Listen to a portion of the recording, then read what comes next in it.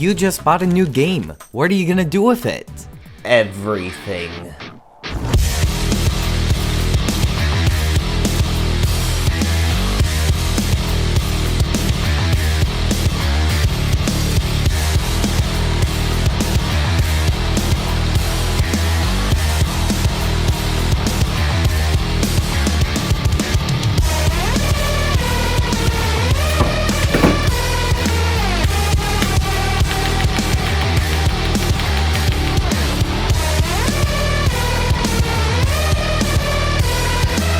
This is what some people think when purchasing a new video game. Sometimes people are just looking for something to do with their thumbs for the next 30 to 300 hours, and that's perfectly fine. However, I am not Mr. Gerard the completionist advocate for video game preservation. I'm just some guy. I'm the type of person who typically plays games to experience the story, say, Okay, I am done now. and move on to the next game. Occasionally, I will decide to collect everything if it seems appropriate for the story, like with Kirby and the Forgotten Land. I couldn't just leave the Waddle Dees to die. Or could I? In Xenoblade Chronicles Definitive Edition's epilogue, I collected all of the Nopon researchers, but I haven't 100% completed those games. Get in the corner. I have a solid amount of games that I've 100% completed across multiple platforms. But why? I go through some criteria when I decide what games to 100% complete, and there are some overlap in the categories, but the main reasons why I 100% complete games are thus. 1. I genuinely enjoy the game. Enter the Gungeon is a big one for me. I love this game and it is one of my most played games. I beat the game using the Marine, installed mod the Gungeon, played a lot of modded runs like duct tape every gun or clone runs, and then I realized, oh shit, I've almost got all the achievements. And then I just started grinding the rest of them out. Getting all the endings, unlocking all the elevators, and getting every item and gun. Now, the issue is that I didn't legitimately get all the achievements. I did use mods to help me out, and I feel like I have a fitting punishment for that. As the finished gun, the reward for 100%ing the game, isn't unlocked. It's not there in the Ammonomicon. It is incomplete. I am incomplete. Why won't she call me? And before you ask, I did get the co-op ending by playing by myself. I know. It's because I'm scared of inconveniencing my friends and forcing them to do something that they don't want to do. Hold your applause. DDLC Plus is another one I loved. I played it for a dating sims video, and after the fact I started grinding the achievements out. This one had some fun achievements. There's collecting all the art and music and secret lore, doing different routes perfectly, and some funny desktop things. Paradise Killer is an open world investigation game with heavy inspiration from Vaporware. With a strong visual style, unique lore, and interesting concept, this game will make you come. You solve the murder of a council by going around the island, collecting clues, talking to residents, and creating your own truth. You don't actually have to solve the case in order to beat the game, though a big piece of evidence is an achievement. I didn't even solve all the mysteries when I beat it. In order to 100% complete the game, you have to find every collectible, which are relics, whiskeys, drinks, music, Starlight skins, and Shinjis. You also have to speedrun the game in order to get one of the achievements, and those ones are always cool. They change the way you play the game, and now I am an official runner of Paradise Killer on speedrun.com.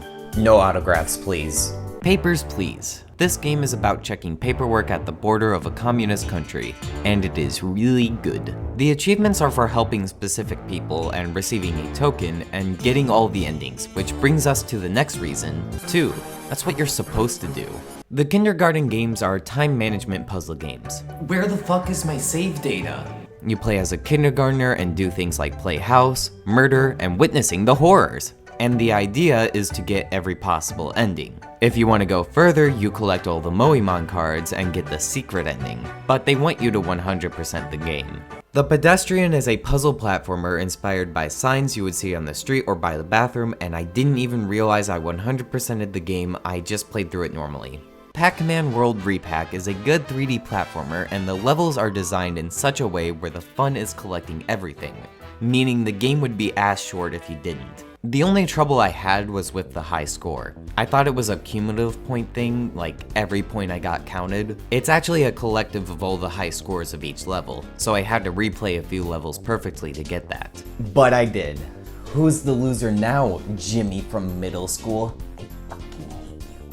Needy Streamer Overload is another one where you have to get all the endings. This is a psychological horror where you manage a streamer and make sure she doesn't become depressed or broke, or you can. Montaro and ReMontaro are endless runner games. You play as a Shiba Inu and collect girls' underwear. I swear, I only play it for the gameplay.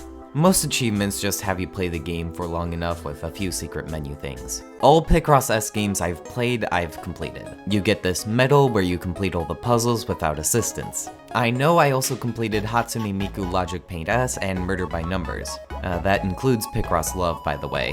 Why do I keep bringing this game up? 3. It's right there, man! Milk Inside a Bag of Milk Inside a Bag of Milk is a short little scary visual novel with 3 achievements. It took me 15 minutes.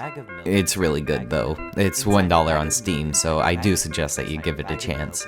Turnip Boy Commits Tax Evasion is a very short game, and you get most of the achievements just by playing through the main game. I mean, all you have to do is commit tax evasion. It's really easy to do. A piece of paper, just dodge roll or something. Bowser's Fury, the side game in the Switch port of Super Mario 3D World Meow, is 3 hours to 100%, and you're like over halfway there if you play the game normally. Plus, it's good, so it just makes sense to do. 4.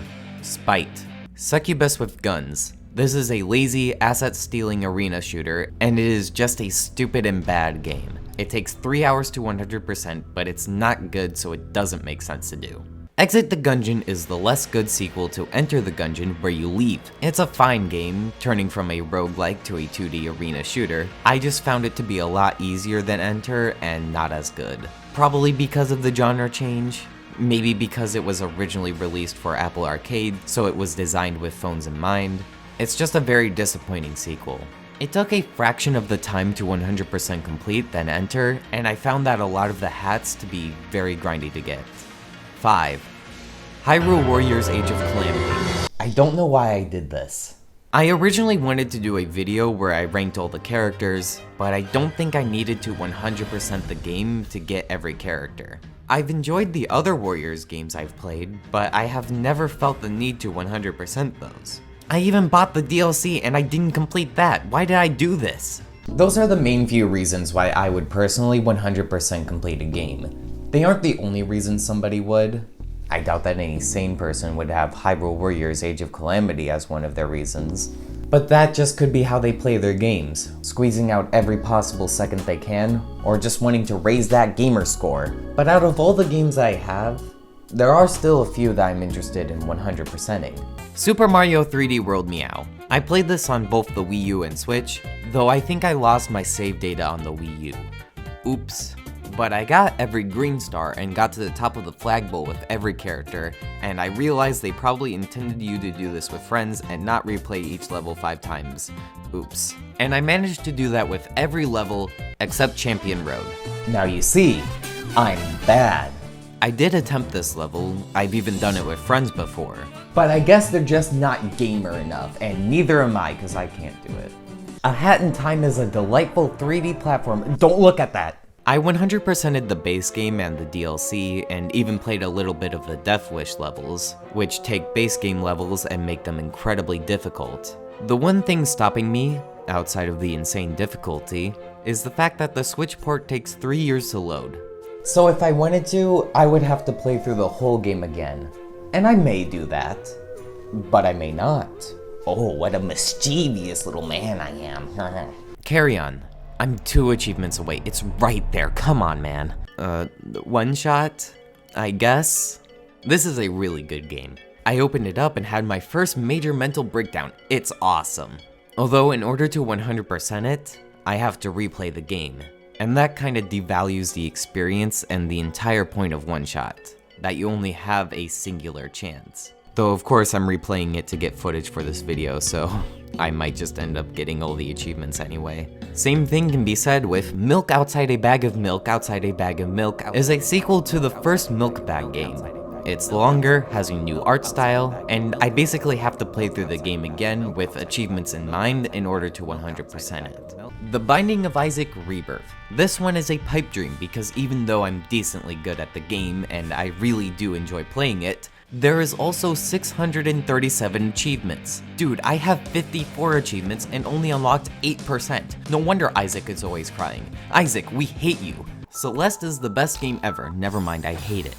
Beating Celeste for the first time was the height of my career as an Alive person, and I really do want to go back and collect all the B-sides and berries and play through Farewell. I'm just scared. I would probably 100% more games if they weren't just so intimidating. Some of these games take significantly longer to 100% and I just don't have the patience, okay? I just beat Spider-Man Miles Morales and I need to go now. But I do like the achievements, and playing through a game to 100% completion can be very satisfying and rewarding. Except for the Stanley Parable. There's an achievement that has you not played the game for 5 years, so I won't even get this until 2025. And that's if I don't get the Stanley Parable itch. And even worse is with Ultra Deluxe, because that same achievement takes 10 years of not playing in order to get it. What am I gonna do in that time? Get my life together? We can't have that. Anyways, your time is what you make of it. And if you want to 100% complete Danganronpa, you're allowed to. Even if I think there's better uses of your time, like drinking lighter fluid. Goes down smooth.